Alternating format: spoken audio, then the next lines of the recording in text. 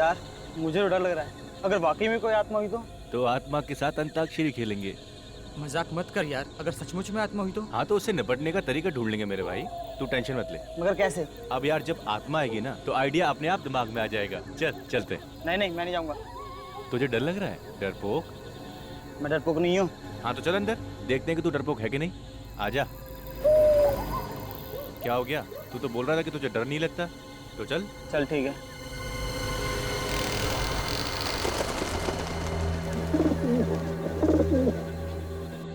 चल ना।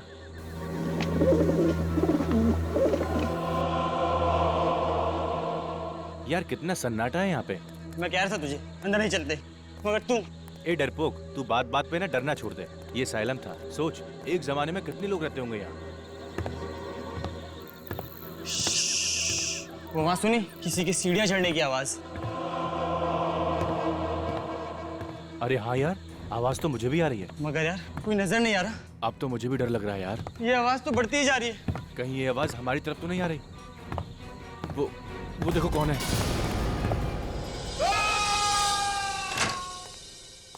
गौतम क्या हुआ अमित को? विनीत भैया, कल रात हम जो वनराज नगर में पुराना मानसिक चिकित्सा केंद्र है वहाँ गए थे। वनराज नगर के मानसिक चिकित्सा केंद्र? जहाँ तक मेरी जानकारी है तो बंद पड़ा हो। तुम लोग क्या करने गए थे वहाँ? हमने कुछ दोस्तों से शर्त लगाई थी कि वहाँ पर हम एक रात गुजार सकते हैं। कितनी बार समझाया तुम लोगों को, ये बेकार की शर्तें मत लगाया करो, अपनी पढ़ाई पर ध्यान दो। सॉरी भैया। फिर क्या हुआ? फिर भैया किसी के चलने की आवाज आई। तुम लोगों के अलावा कोई और भी था वहाँ पर? हाँ भैया, वही देखने के लिए हम ऊपर जा रहे थे तो किसी ने अमित को धक्का दे दिया। भूत था वहाँ पे। लगता है लोग सच कहते हैं कि उस जगह भूतों का डेरा है भैया। क्या बेतुकी बातें किए जा रहे हो तुम? ये भूत वूत आत्मा कुछ नहीं होता। ये सब तुम्हारे दोस्तों का प्लान होगा तुम्हें डराने के लिए, ताकि तुम लोग शर्त हार जाओ। नहीं भैया, ये उन लोगों का काम नहीं है। जरूर कुछ और ही था वहाँ पर। कुछ और? तुम्हारा कजिन गौतम, अब तबीयत कैसी है उसकी? सर मेरा कजिन तो ठीक है, लेकिन उसका दोस्त अमित बहुत डरा हुआ है। लगता है कि कल रात के सदमे ने बहुत गहरा असर छोड़ा है उसके दिमाग पर। विनीत, तुम्हें उसे कुछ कहना चाहिए था। कैसे उठपटांग शर्तें लगाते हैं ये बच्चे आजकल। आजकल के बच्चे सुनते कहाँ हैं सर। सर मेरी मदद कीजिए सर। सर प्लीज मेरी मदद कीजिए। एक मिनट, आइए बैठिए बैठिए, पानी लेकर आओ। बताइए क्या नाम है आपका? सर मैं जूही हूँ। मेरे पति राहुल सर कल से गायब है सर। उनका फोन भी नहीं लग रहा है सर। पता नहीं कहाँ चले गए सर। पानी पीजिए। अच्छा, आपके पति राहुल कल शाम से गायब है? जी सर। अच्छा, कोई फोन वोन आया था उनके बारे में? किसी ने फोन किया था? नहीं, कोई फोन नहीं आया। अच्छा, उनके पास मोबाइल फोन तो होगा ना? जी जरा उनका नंबर दीजिए। सर 1644028787। लगा। अच्छा, आखिरी बार कब बात हुई थी तुम्हारी अपने पति राहुल के साथ? सर कल जब वो ऑफिस में थे तब मेरी बात हुई थी सर। उसके बाद वो घर ही नहीं आए। राहुल जी काम कहाँ करते हैं? सर टिस्टो नाम की एक एड एजेंसी में। अच्छा, टिस्टो एड एजेंसी में। जी सर। देखिए बिल्कुल घबराइए मत, आपके पति को हम ढूंढ निकालेंगे। Thank you so much sir. हाँ सर, मोबाइल कंपनी से राहुल के मोबाइल का लोकेशन पता चल गया है। कहाँ पर है? सर उसका मोबाइल वनराज नगर इलाके के एक पुराने बंद पड़े असाइलम में है। वनराज नगर के असाइलम में? सर कल रात को गौतम और अमित भी वहीं गए थे। गौतम और अमित दोनों भी वनराज नगर के बंद पड़े असाइलम में गए थे कल रात। और जूही का पति राहुल, उसके फोन का आखिरी लोकेशन भी वनराज नगर ही था। सारा चक्कर क्या है? वनराज नगर असाइलम।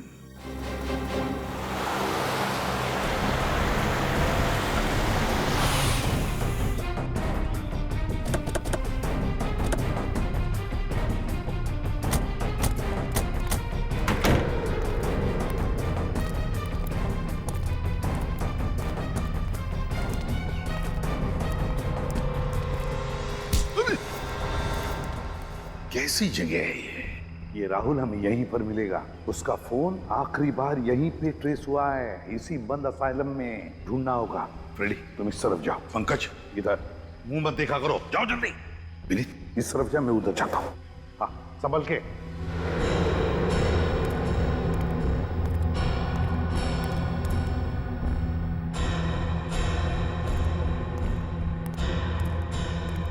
हमेशा गलत जगह पे मुझे ही लेके जाते हैं।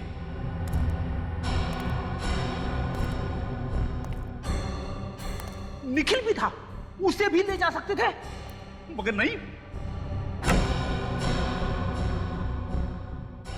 हॉट सीट पे मुझे ही बैठना पड़ता है।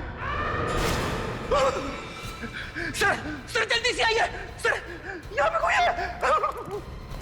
क्या कर रहा? क्या हुआ? हाँ? सर मैंने यहाँ पे किसी आदमी की परछाई देखी सर। परछाई देखी? चुप! परछाई देखी, चलो देखते हैं कौन है इधर। कोई नहीं।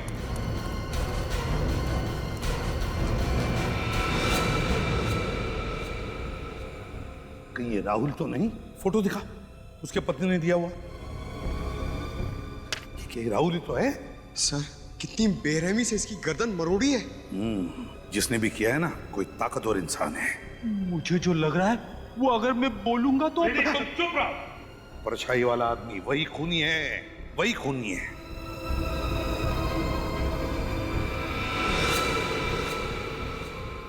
सर, हाँ, ये देखिए सर। ये राहुल का हो सकता है कैमरा। सर अगर राहुल इस कैमरे से शूटिंग कर रहा था तो हो सकता है इस खूनी की रिकॉर्डिंग भी होगी उसमें। चेक करो।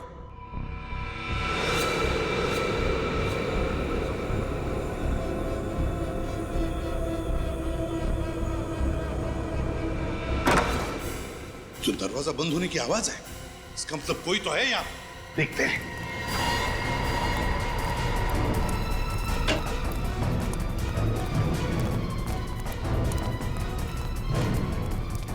देखो कहां से आवाज आ रही है।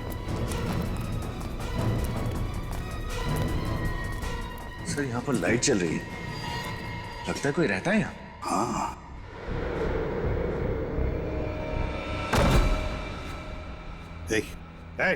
उठो। कौन हो तुम? यहाँ क्या कर रहे हो? मैं यही रहता हूँ। बीवी मर चुकी है, बेटों ने मुझे घर से निकाल दिया। मैं भीख मांगकर अपनी पेट की आग बुझाता हूँ। आपके बेटों ने आपको घर से बाहर निकाल दिया? शर्म आनी चाहिए उन्हें। यहाँ पर एक खून हुआ है। खून? यहाँ इस बिल्डिंग में। क्या तुमने वो खून होते हुए देखा या फिर उसके बारे में कुछ जानते हो? कल मैंने कुछ लोगों का शोर शराबा सुना। शोर शराबा? हाँ, कल कुछ लोग दारू पी के शोर शराबा कर रहे थे। मुझे लगा दारू पी के ये लोग मस्ती कर रहे, इसलिए मैंने ध्यान नहीं दिया। अच्छा, यहाँ पे कोई लड़की आती रहती है? लड़की? वो मरी हुई लड़की, नर्स। नर्स? नर्स है वो? हाँ, वो खून की प्यासी है। वो अपना बदला लेने के लिए चारों तरफ भटकती फिरती है। खून की प्यासी आत्मा। सर, आत्मा। कौन हो सकता है ये ताकतवर इंसान जिसने इतनी बेरहमी से राहुल को मारा है? सर, हाँ, फुटेज रेडी है। देखो।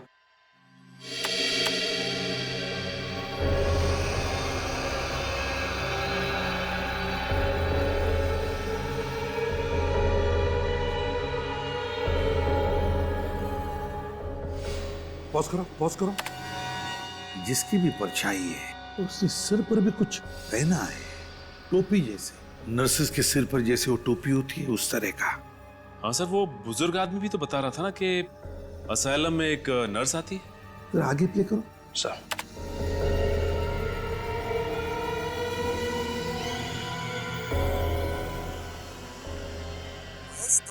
सर राहुल किसी से बात कर रहा है। हाँ, ये राहुल किसी से बात कर रहा है, मगर किससे और क्या कह रहा है? निखिल, आवाज जरा साफ करो अच्छी तरह से, पता तो चले ये राहुल कह क्या रहा है और हुआ क्या है वहां पर। सर। हाँ पंकज, क्या पता चला? सर, उस पुराने मानसिक चिकित्सा केंद्र असाइलम का पूरा इतिहास पता चल गया है। क्या इतिहास है? आज से 13 साल पहले, साल 2000 में, वहां पर एक पेशेंट ने एक नर्स का खून कर दिया था। तब से लोगों में यह अफवाह फैल गई है कि उस नर्स की आत्मा उस असाइलम में भटक रही है। तो ये बात है। नर्स की आत्मा? सचिन, कोई नर्स की आत्मा वात्मा नहीं, कोई और ही है, कोई लड़की जो ये नर्स की टोपी पहनकर घूम रही है, उस नर्स के आत्मा का फायदा उठाने के लिए। सर, हाँ, आवाज साफ हो गई है। सर, राहुल की आवाज तो साफ हो गई है, लेकिन वो किससे बात कर रहा है समझ में नहीं आ रहा है। कोई बात नहीं, राहुल की आवाज सुनते। महेश, तुम? महेश? राहुल ने किसी महेश का नाम लिया है, इसका मतलब है राहुल उस महेश के साथ बात कर रहा है इस वीडियो में। सर कहीं राहुल को इस महेश ने तो नहीं मारा? हो सकता है। महेश, राहुल की आवाज सुनकर ऐसा लग रहा था जैसे महेश को देखकर राहुल चौंक गया। इसका मतलब है राहुल और महेश एक दूसरे को जानते थे। राहुल के ऑफिस में जाकर देखना होगा कि है कौन ये महेश।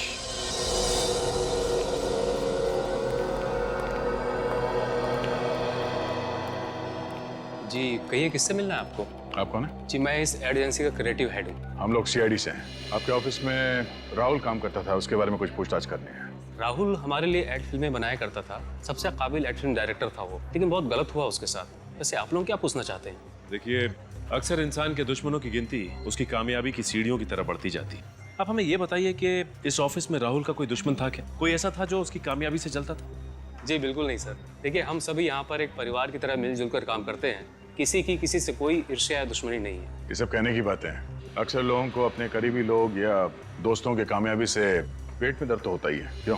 देखिए, मैं आपकी बात से इनकार तो नहीं करता, लेकिन राहुल की किसी के साथ कोई खास दुश्मनी नहीं थी। महेश से? महेश? कौन महेश?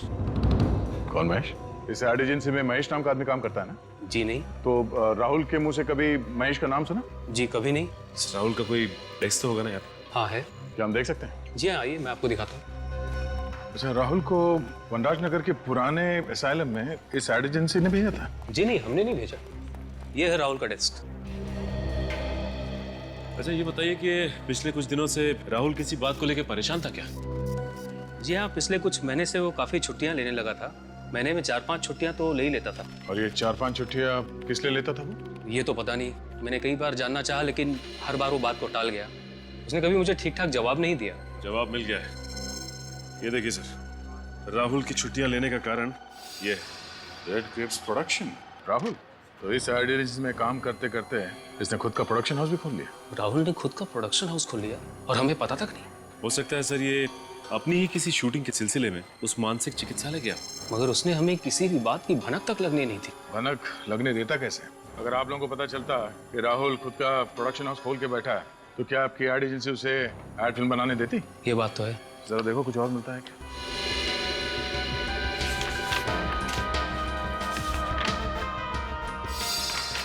सर और कुछ तो नहीं। ये देखिए, ये डायरी मिली है। राहुल की पर्सनल अपॉइंटमेंट डायरी। देखते हैं आखिरी बार किससे मिला था ये राहुल। आईओसी। ये आईओसी क्या हो सकता है? ये तुम्हारी किसी क्लाइंट की कंपनी का नाम तो नहीं है? जी नहीं, हमारी किसी क्लाइंट की कंपनी का नाम आईओसी नहीं है। चलो इस राहुल के प्रोडक्शन हाउस से पता करते हैं आईओसी और इस महेश के बारे में। Mister Suresh, CID. मुझसे आपके फोन पे बात हुई थी। ये आईओसी? सर आईओसी का तो मुझे पता नहीं, लेकिन सर महेश तो राहुल सर का असिस्टेंट था। महेश राहुल का असिस्टेंट था? बुलाओ जरा इस महेश को। सर राहुल सर ने तो उन्हें 1 महीना पहले ही नौकरी से निकाल दिया। नौकरी से निकाल दिया? लेकिन क्यों? सर वजह तो उन्होंने किसी को नहीं बताई थी, पर उड़ती उड़ती खबर है कि महेश ने उनका कैमरा और उसका कुछ सामान चोरी कर लिया था, इसलिए। कहीं महेश ने बदला लेने के लिए राहुल का खून तो नहीं कर दिया? अच्छा, ये वनराज नगर के बंद पड़े असाइलम में राहुल करने क्या गया था? सर वहाँ पे कुछ शूटिंग का काम चल रहा था। कैसी शूटिंग? दरअसल राहुल सर डॉक्यूमेंट्री फिल्म पे काम कर रहे थे। वे ऐसी ऐसी डरावनी जगह जाके शूट करते थे जहाँ उन्हें लगता था कि आत्माएं होंगी। आत्माओं पे डॉक्यूमेंट्री? और किसके लिए बना रहे थे ये फिल्म? सर ऐसी डॉक्यूमेंट्री फिल्मों को सराहने वाले बहुत लोग हैं। मगर उसी जगह पे शूटिंग करने की क्या वजह थी? सर महेश के कहने पर। तो महेश का हाथ भी है इसमें? महेश एक दिन वहाँ से कुछ फुटेज शूट करके लाया था, जिन्हें देखकर राहुल सर को लगा कि वहाँ जरूर आत्मा है। क्या हम वो फुटेज देख सकते हैं? जी सर।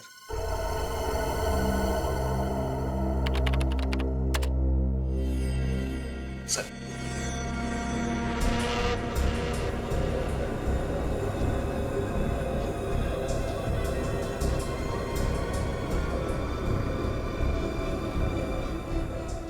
एक मिनट पॉज करो। इसमें भी लड़की? जरा जूम करो इस पे। देखा सचिन, कांच में लड़की का चेहरा साफ नजर आ रहा है। राहुल की वीडियो रिकॉर्डिंग में भी लड़की दिखी थी ना? हाँ सर, लगता है ये लड़की महेश से मिली हुई है और इन दोनों ने मिलकर राहुल का खून किया है। अब इन सारे सवालों का जवाब उस मानसिक चिकित्सालय से ही मिलेगा।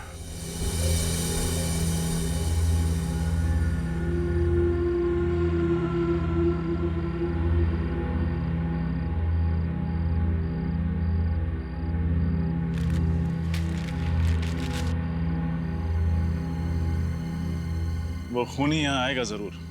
सर आप इतना यकीन के साथ कैसे कह सकते हैं कि वो यहाँ पर फिर आएगा? वो इसलिए पंकज, क्योंकि वो खूनी यहाँ 2 बार पहले भी आ चुका है। एक बार राहुल को मारने और दूसरी बार जब अमित और गौतम यहाँ आए थे। और उसके बार बार यहाँ आने की एक ही वजह हो सकती है, कोई तो ऐसा सबूत जरूर है जिसे वो ढूंढकर छिपाना या तो मिटाना चाहता है। एग्जैक्टली। और अगर अब तक उसके हाथ वो सबूत नहीं लगा तो वो यहाँ फिर से आएगा सबूत मिटाने।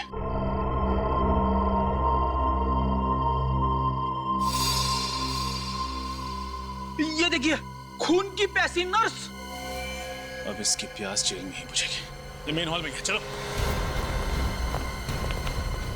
अरे अभी तो इधर थी, कहाँ गई? ये तो उसी आदमी की आवाज है जो यहाँ रहता है। ऊपर चलो, ऊपर।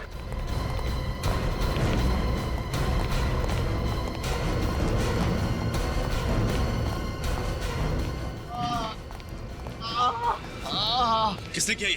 उसी नर्स की आत्मा ने। वो मुझे छोड़ेगी नहीं, मार डालेगी मुझे। कोई आत्मा वात्मा नहीं है, किसी का सोचा हुआ खेल है और आज उसके खेल को बिगाड़ के रहेंगे। पंकज, इनको बाहर ले जा।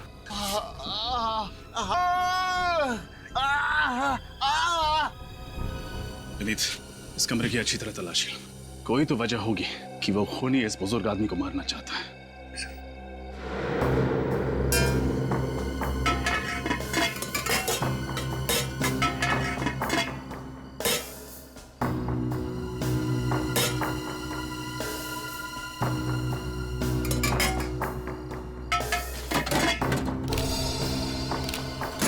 सर, ये देखिए, ये लिफाफा यहाँ पर रखा हुआ था, इस पर राहुल का नाम लिखा हुआ है। राहुल का नाम? ये लिफाफा आईओसी लैब ने भेजा। एक मिनट, राहुल की डायरी में आईओसी लैब के साथ अपॉइंटमेंट के बारे में लिखा था ना? सर, कहीं ये खूनी इस लिफाफे को ढूंढने तो यहाँ बार बार नहीं आता? देखते हैं इसके अंदर क्या है। What? एक लड़की की हड्डी के टुकड़े की फोरेंसिक रिपोर्ट? अब ये क्या नई पहेली है? एक लड़की की हड्डी की फोरेंसिक रिपोर्ट इस बुजुर्ग आदमी के कमरे में क्या कर रहे हैं? सर, कहीं ये रिपोर्ट इसे राहुल की लाश के पास तो नहीं मिली और ये उठाकर उसे यहाँ ले आया? हो सकता है विनीत, या फिर ऐसा भी हो सकता है कि राहुल ने मरने से पहले ये लिफाफा आकर इस कमरे में छुपा दिया, उस समय जब ये बुजुर्ग आदमी इस कमरे में नहीं थे। शायद ऐसा ही हुआ होगा सर, वरना पूछताछ करने के बाद ये आदमी हमें इस लिफाफे के बारे में जरूर बताता, लेकिन इसने कुछ नहीं बताया। हाँ विनीत, ये बात भी है। आईओसी लैब से हड्डी का टुकड़ा साड़ुन के साहब को भेज दो।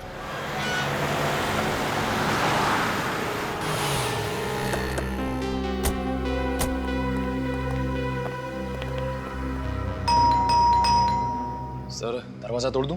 अरे थोड़ी देर तो रुको। दया सर किसी को भी कम से कम 2 मिनट का समय तो देते ही। हो सकता है कोई खाना खा रहा हो, बाथरूम में हो, लेकिन तुम दरवाजा देखते ही घोड़े पे सवार हो जाते हो। तोड़ दूं? सॉरी सर, वो दया सर की इतनी कहानियां सुनी है दरवाजा तोड़ने वाली कि दरवाजा देखते ही बस क्या वो क्या बेकाबू हो जाता हूँ सर। काबू करो। हाँ चलो, अपनी कला दिखाओ। पंकज, दरवाजा तोड़ने की खुशी देखी चेहरे पे। घर तो पूरी तरह से खाली है, देखो अच्छी तरह से क्या मिलता है। सर, कहीं राहुल का खून करके महेश 9 तो 11 तो नहीं हो गया? बच के जाएगा कहाँ? इसी घर में कुछ ऐसा सुराग ढूंढ निकालेंगे जो उस तक पहुंचाएगा हमें। एक काम करो, अच्छी तरह से देखो, एक भी कोना बचना नहीं चाहिए।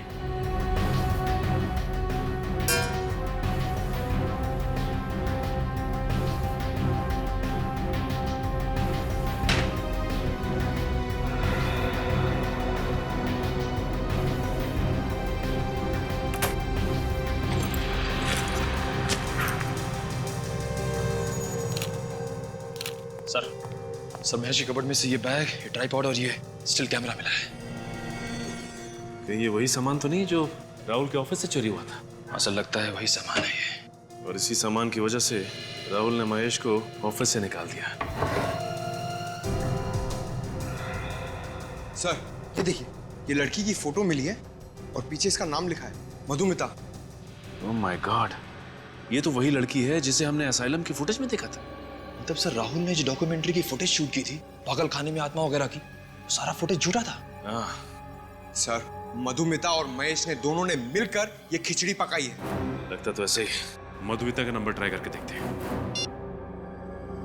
फोन तो बंद आ रहा है। इस महेश का पता लगाना होगा किसी भी हाल में। एक बार ये मधुमिता हाथ लग जाए ना तो महेश तो खुद ब खुद हमारे हाथ लग जाएगा। महेश और मधुमिता ये महेश और मधुमिता, इन दोनों को जल्दी से जल्दी ढूंढना होगा। मिलने चाहिए ये हमें। और फिर उस लड़की के बारे में क्या पता चला जिसकी हड्डी के टुकड़े की जांच राहुल ने इस आईओसी लैब में से करवाई थी? नहीं सर, अब तक तो कुछ पता नहीं चला। सर, इसी रिपोर्ट को चुराने के लिए वो खूनी शायद असाइलम गया होगा, मगर उसके हाथ नहीं आई। हाँ, उसे क्या पता ये रिपोर्ट हमारे हाथ में है। इस खूनी को ये नहीं मालूम कि सीआईडी वालों के लिए एक तिनकी भर का सुराग भी काफी है उस तक पहुंचने के लिए।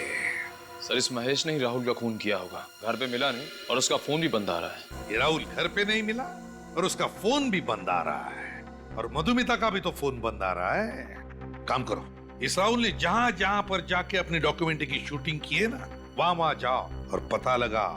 देखो देखो कहां पर वो हड्डी का टुकड़ा मिला था उसे। सर, ये रहा पहला घर।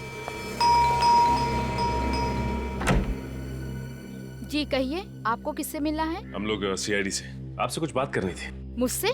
किस बारे में? उस डॉक्यूमेंट्री फिल्म के बारे में जो राहुल आपके घर पे शूट कर रहा था। ओह, उसके बारे में? अक्सर इस घर की छत से कुछ अजीब अजीब सी आवाजें आती हैं। घर की छत से अजीब अजीब सी आवाजें आती हैं? हाँ, उन्हीं आवाजों की जड़ तक पहुंचने की कोशिश कर रहा था राहुल। सर, कई बार मैंने ये महसूस किया है कि हमारे मोहल्ले में बिल्ली की आत्मा भटकती रहती है। बिल्ली की आत्मा? जी सर, अभी पिछले साल की बात है। एक बिल्ली ट्रक के नीचे आ गई थी। तब से उस बिल्ली की रोने की आवाज पूरे मोहल्ले वालों को सुनाई देती है। वैसे भी ये आत्मा वात्मा कुछ नहीं होती, और ऊपर से बिल्ली की आत्मा, ये सब आपका वहम है। अमावस की रात को मैंने सामने वाले घर की छत पे एक आत्मा को टहलते हुए देखा। बहुत ही भयानक लग रही थी वो। अमावस की रात में तो वैसे भी रोशनी बहुत कम होती है। आपने किसी आत्मा को नहीं बल्कि आदमी को टहलते हुए देखा होगा। अभी तक कहीं भी कुछ भी ठोस नहीं मिल पा रहा है। हाँ, ये बात तो है पंकज। इसी बात का तो गुस्सा मुझे भी आ रहा है। आज के जमाने में भी लोग अंधविश्वास पे इतना यकीन करते हैं। सर, आखिरी घर सुमित का और उसकी पत्नी उदिता का बचा है। सुमित और उसकी पत्नी उदिता का? हाँ सर। हाँ सर, क्या मधुमिता का फोन ट्रेस हो गया इसी एरिया में? सर, ये तो बहुत ही अच्छी खबर है। फिर तो इस महेश तक हम आसानी से पहुंच सकते हैं। ओके सर, हम लोग वहां पहुंच रहे हैं।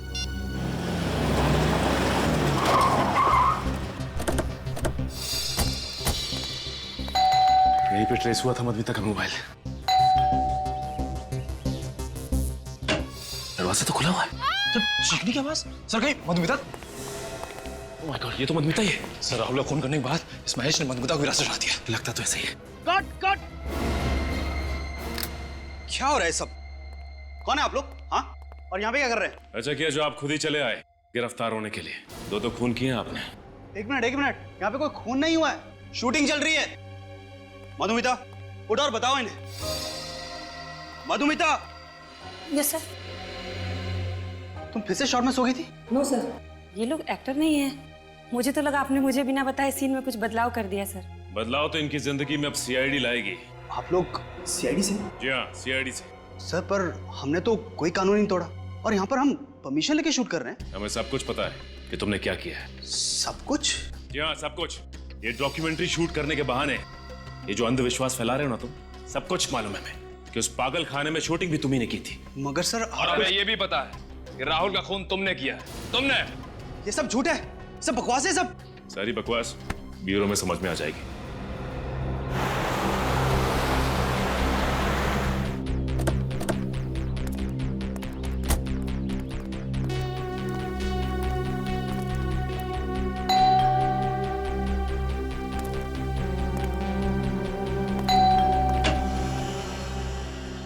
आप मिस्टर सुमित? जी, मेरा नाम सुमित है। आप लोग मेरे बैंक से लोन के सिलसिले में आए? नहीं, लोन वोन कुछ नहीं। हम लोग सीआईडी से। सीआईडी? कौन है सुमित? कोई नहीं। तुम बिस्तर से उठ के क्यों आ गई? डॉक्टर ने तुम्हें आराम करने के लिए कहा है। पानी चाहिए था। तो मुझे बुला लिया होता ना, मैं दे देता। चलो आराम करो। चलो चलो। हाँ, संभल के जाओ, आराम करो। सॉरी, दरअसल मेरी वाइफ की तबीयत कुछ ठीक नहीं है। क्या हुआ है? कुछ खास बीमारी नहीं है, आयरन की कमी है, इसलिए थोड़ी कमजोरी है। डॉक्टर ने दवाई दी है, कुछ ही दिनों में ठीक हो जाएंगी। लेकिन सर, सीआईडी वाले यहाँ तो सब ठीक है। मिस्टर सुमित, कुछ हफ्तों पहले एक राहुल कुमार ने आपके घर में डॉक्यूमेंट्री शूट की थी, ये पता लगाने के लिए कि आपके घर में आत्माएं हैं या नहीं। ओह, उस डॉक्यूमेंट्री के सिलसिले में आप लोग यहाँ आए हैं? जी हाँ, हम आपको बता दें कि मिस्टर राहुल का खून हो गया है। What? राहुल का खून हो गया? कैसे? किसने किया ये सब? बस उसी की इंक्वायरी चल रही है। उसी का पता लगा रहे हैं हम लोग। अच्छा सुमित, आप काफी पढ़े लिखे आदमी हैं, फिर भी आप भूत प्रेत पे यकीन करते हैं? सर, किसी के पढ़े लिखे होने या ना होने से कोई फर्क नहीं पड़ता। वैसे मुझे पूरा विश्वास है कि आत्माएं नहीं होती, इसलिए तो राहुल को बुलाया था यहाँ, ताकि वो इस घर को शूट करे और उदिता का वहम दूर हो। वहम? कैसा वहम? उदिता को अक्सर इस घर में अकेले में आवाजें सुनाई देती हैं और उसे लगता है कि इस घर में कोई आत्मा है जो डेरा डाले बैठी है। तो इसलिए आपने राहुल से कहा कि यहाँ आकर शूटिंग करे और पता लगा यहाँ आत्मा है या नहीं। एग्जैक्टली। और जैसा कि मेरा विश्वास था, इस घर में कोई आत्मा नहीं निकली। वैसे सुमित, आपको एतराज ना हो तो हम आपके घर की तलाशी ले सकते हैं? सर, दरअसल मेरी एक इम्पोर्टेंट मीटिंग है, मैं ऑलरेडी लेट हो चुका हूँ। इफ यू डोंट माइंड, ये तलाशी आप फिर किसी दिन ले सकते हैं? नहीं, बस 5-10 मिनट लगेंगे। सर, एक रिक्वेस्ट है, जैसा कि मैंने आपको बताया, मेरी पत्नी की तबीयत ठीक नहीं है, उसे कोई परेशानी ना हो। नहीं, उसका ध्यान रखेंगे हम लोग।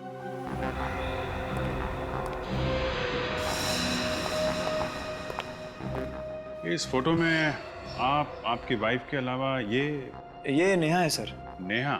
जी, यहाँ पेइंग गेस्ट के तौर पे रहती थी। काफी दोस्ती लगती है आपकी वाइफ की और नेहा के बीच में। आपने ठीक पहचाना, नेहा और उदिता अच्छे दोस्त थे। इनफैक्ट सितंबर 2012 में जब नेहा मुंबई में हमारे यहाँ रहने आई, उसके बाद नेहा और उदिता में दोस्ती और गहरी हो गई।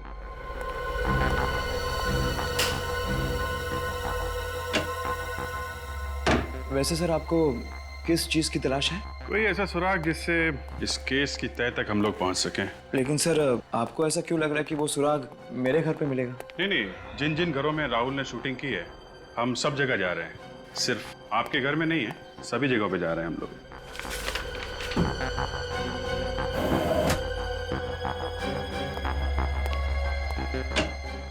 ये आपके घर में तहखाना? जी सर, लेकिन वहाँ कोई खास सामान नहीं है, पुराना फर्नीचर वगैरह। मैं देखना चाहूंगा।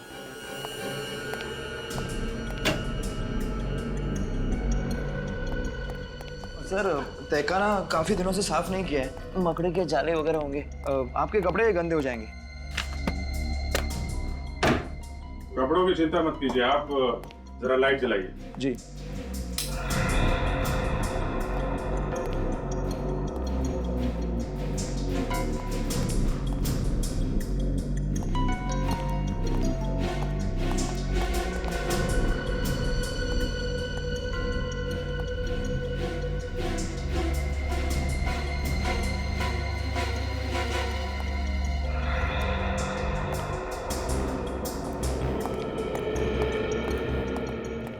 सर, पूरे घर की अच्छी तरह से तलाशी ली है, कोई खास सुराग मिला नहीं। मैंने कहा था ना सर, आपकी मतलब कि कोई चीज़ यहाँ नहीं मिलेगी। ठीक है सुमित जी, अभी तो हम लोग जा रहे हैं, लेकिन जरूरत पड़ी तो आपको दोबारा परेशान करेंगे। सर, आप बेवजह हम पर शक कर रहे हैं। हमने राहुल का खून नहीं किया।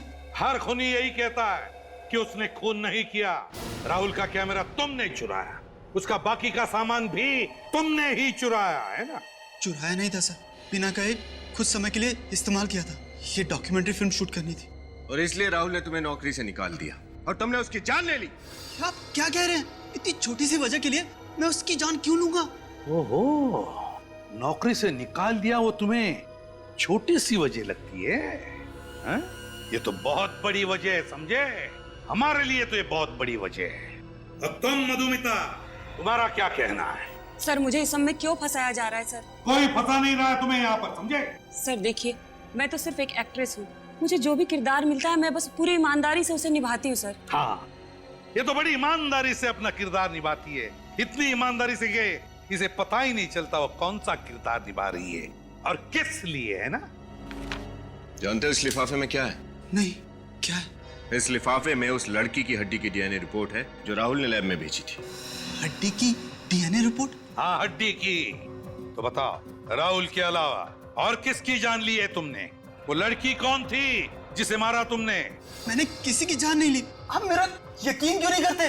तो फिर वनराज नगर क्यों गए थे असाइलम में राहुल के पीछे पीछे? उसे डराने के लिए।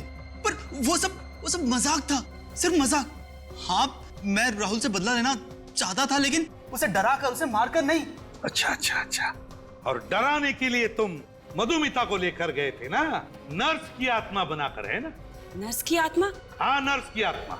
बिल्कुल नहीं सर, महेश के साथ इससे पहले मैंने सिर्फ एक ही बार शूटिंग की थी। और उसमें मैं नर्स नहीं बनी थी सर। हाँ सर, वहां मैं अकेले ही गया था, मेरे साथ कोई नहीं था। अकेले गया था मतलब कि वो परछाई नहीं थी, वो आत्मा असली थी सर। पंकज, अगर तुम अकेले गए थे तो फिर तुम कहाँ थे 25 फरवरी की रात को? बताओ। मैं अपनी सहेली की शादी में गई थी सर। आप चाहे तो निशा से पूछ सकते हैं। वो तो हम पूछ ही लेंगे, पूरी पूछताछ करेंगे हम तुम दोनों के बारे में। फिलहाल तो तुम्हें जाने दे रहा हूं मैं, लेकिन एक बात याद रखना, अगर जरूरत पड़े तो तुम दोनों को फिर से आना पड़ेगा यहाँ पर, समझे? जा सकते हो। Thank you sir.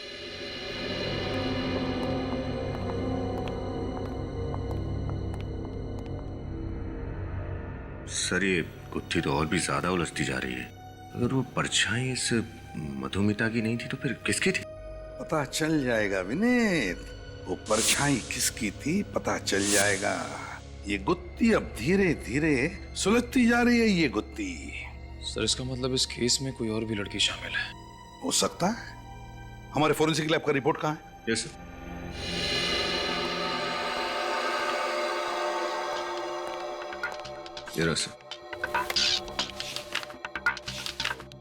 ये देखो साळुंखे का रिपोर्ट।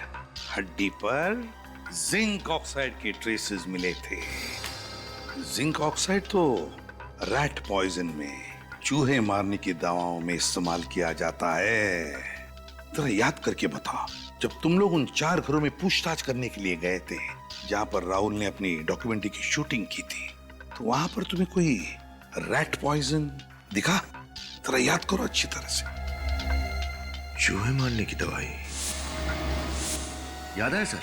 ये सुमित और उदिता के घर के तहखाने में मैंने एक चूहेदानी देखी थी। चूहेदानी थी सुमित और उदिता के घर में?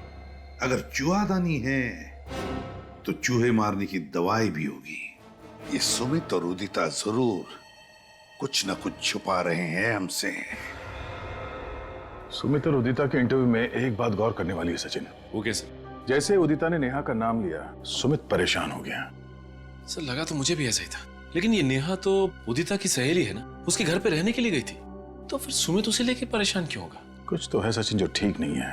ये नेहा इनके घर रहने आई थी और फिर अचानक गायब हो गई। हाँ सर, कुछ तो ऐसा है जो अब तक हमें पता नहीं चला है। उदिता ने अपने इंटरव्यू में भी ये नेहा कहाँ रहती है बताया था ना? CP colony Pune. पुणे। अब वहाँ नेहा के घर चलकर पता चलेगा कि माजरा क्या है। हाँ हाँ, आ रही हूँ।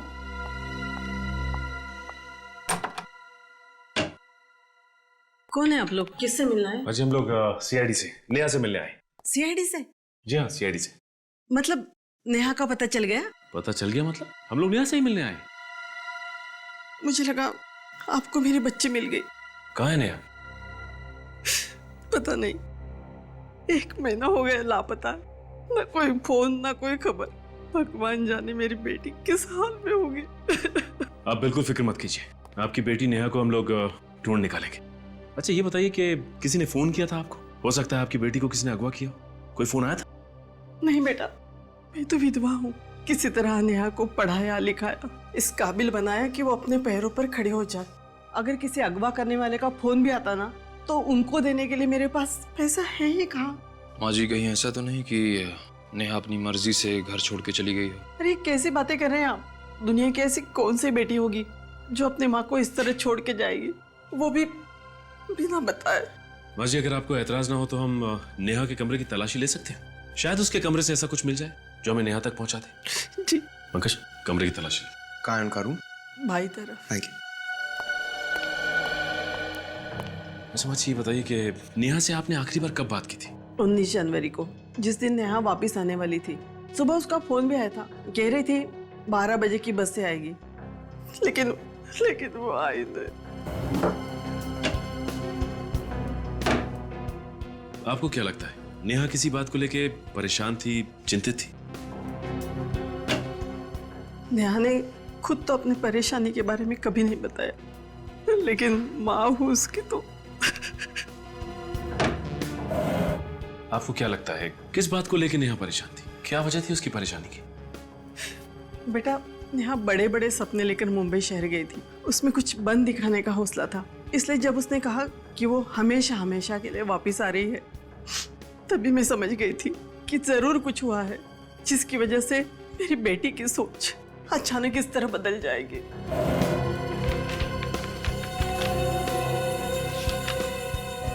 सर! हाँ पंकज।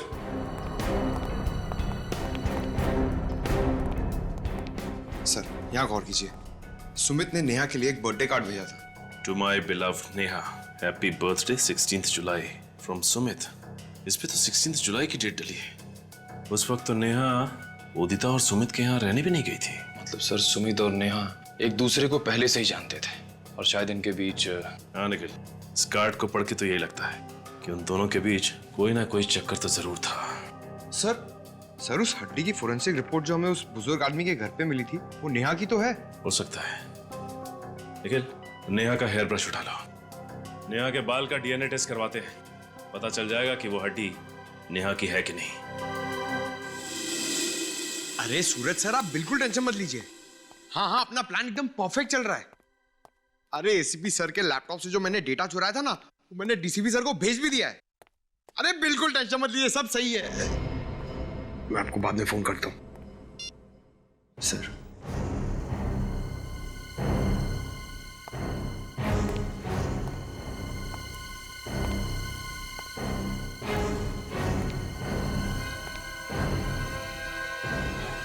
तुम एक सीआईडी ऑफिसर हो, एक सीआईडी ऑफिसर, समझे? और सीआईडी ऑफिसर वही काम करता है जो अपने देश के या फिर समाज के हित में होता है। सर मैं समाज के लिए सोचता हूं सर। बस, या अपने आप से कहो या फिर उनसे कहो जिनके लिए तुम ये सब कर रहे हो। पूछो अपने से कि क्या तुम वही काम कर रहे हो जो अपने देश के हित में है, या फिर इसके पीछे कोई और साजिश है? सर। हाँ सर, नेहा के बाल की डीएनए रिपोर्ट आ गई सर। क्या पता चला? सर, नेहा के बाल का डीएनए और वो हड्डी जो राहुल ने भेजी थी उसका डीएनए दोनों मैच हो गए सर। दोनों मैच हो गए? मतलब नेहा का खून हो चुका है। और जो सुमित के ऑफिस से पता चला है कि सुमित अक्सर काम के सिलसिले में पुणे जाया करता था और शायद वहीं पे उसकी नेहा के साथ दोस्ती और गहरी हो गई। तो फिर हुआ ये होगा कि नेहा पीछे पड़ी होगी सुमित के, मुझसे शादी करो, मुझसे शादी करो, और फिर उससे छुटकारा पाने के लिए सुमित ने नेहा को खत्म कर दिया। सुमित, इस सुमित के नाटक से पर्दा हटाने का वक्त आ गया है।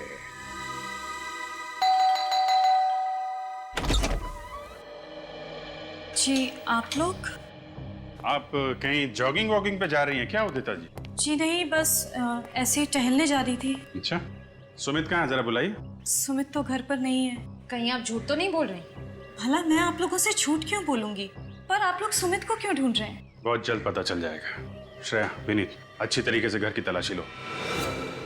लेकिन अरे आप लोग पहले इस घर की तलाशी ले चुके हैं, तो अभी दोबारा?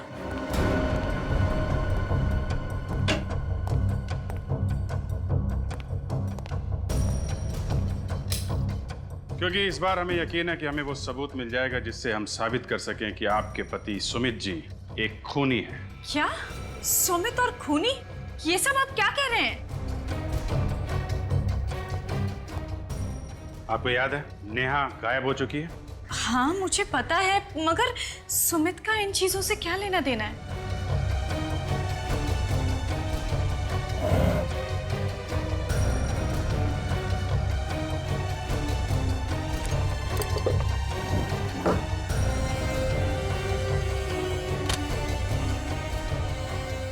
क्योंकि वो गायब नहीं है, उसका खून हुआ है और सुमित ने मारा है उसे। सुमित ने नेहा का खून किया? ये सब आप क्या कह रहे हैं?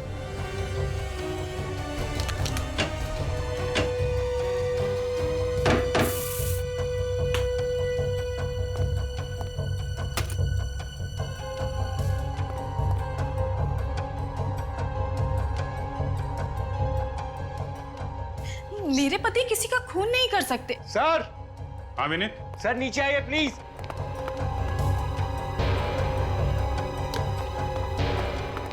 हाँ विनीत। सर ये देखिए सर।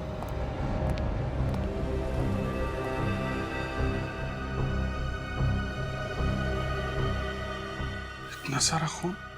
सर लगता है कि नेहा की लाश के टुकड़ों को यहीं पर रखा गया होगा। ये सब क्या है? वही तो हम आपसे पूछना चाहते हैं, क्या ये सब? मुझे कैसे पता होगा? मैं नहीं जानती कि ये सब यहाँ कैसे आया। एक लड़की नेहा जो आपके घर में पेइंग गेस्ट के तौर पे रहती है, आपकी सबसे अच्छी सहेली है, वो अचानक गायब हो जाती है, आपको कुछ पता नहीं चलता? सर लेकिन उदिता,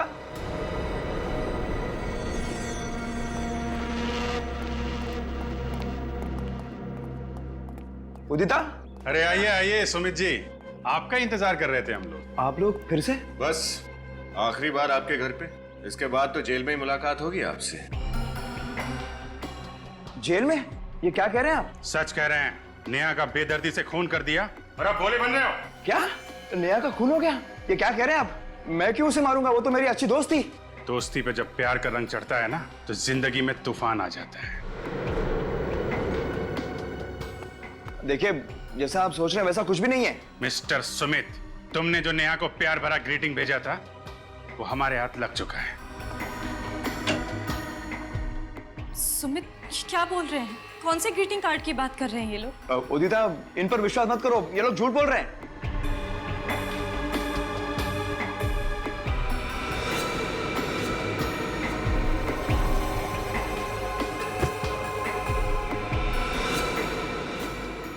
अगर ये लोग झूठ बोल रहे हैं तो तुम्हारे पसीने क्यों छूट रहे हैं? सर ये देखिए, अंदर से ये नर्स के कपड़े मिले। नर्स के कपड़े? ना तो ये नर्स है और ना ही आप नर्स हैं सुमित जी, तो फिर ये नर्स के कपड़े कौन पहनता है? भूल गए विनीत, राहुल के खूनी ने भी नर्स के कपड़े पहने हुए थे। सर और तो और ये मार्शल आर्ट्स के कपड़े भी मिले हैं, ब्लैक बेल्ट के साथ। ओह, तो आप मार्शल आर्ट भी जानते हैं? नहीं नहीं सर, मैं मार्शल आर्ट नहीं जानता, वो तो उदिता जानती है। उदिता जी, आप मार्शल आर्ट जानती हैं? और एक मार्शल आर्ट जानने वाला ही राहुल की इतनी बेदर्दी से गर्दन मरोड़ सकता था। उदिता, रुको!